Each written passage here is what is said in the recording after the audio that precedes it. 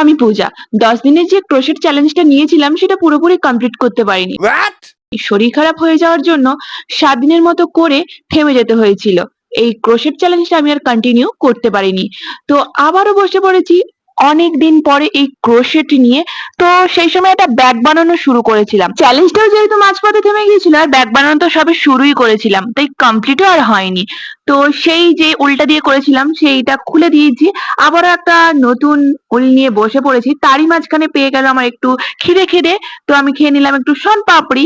দেন আবারও ক্রোশেটের কাজ, সেই ব্যাগ বানানো, বাট মনের মতো হলো না, তাই আমি আবারও খুলে ফেললাম। সত্যি বলছি, ক্রোশেটের কাজ করতে গেলে ধৈর্যের পরীক্ষা হয়। একটা ভুল হলে কোনো সময় এতটুকু না, পুরো কাজটা খুলে আবার প্রথম থেকে করতে হয়। What? তবে এবার দেখবো এই ক্রোশেটের ব্যাগ বানানো কতবার খুলে কতবার করলে সম্পূর্ণ ব্যাগটা আমি বানাতে পারবো। জানি না আদৌ ব্যাগটা বানাতে পারবো কিনা, তবে চেষ্টা তো করব। ফাইনালি ব্যাগটা বানানো হলেই হবে। তো আজকের মতো আপাতত এখন আমাকে বন্ধ করতে হবে, কারণ আমার সত্যি আর ভাল লাগছে না। বারবার ব্যর্থ হওয়ার পর আমার মনে হচ্ছে না আমি আর পারবো বলে আজকে। তাই আমি আজকের মতো ক্রোশেটের থেকে আর তোমাদের থেকেও আপাতত বিদায় নিলাম। Bye bye, tata.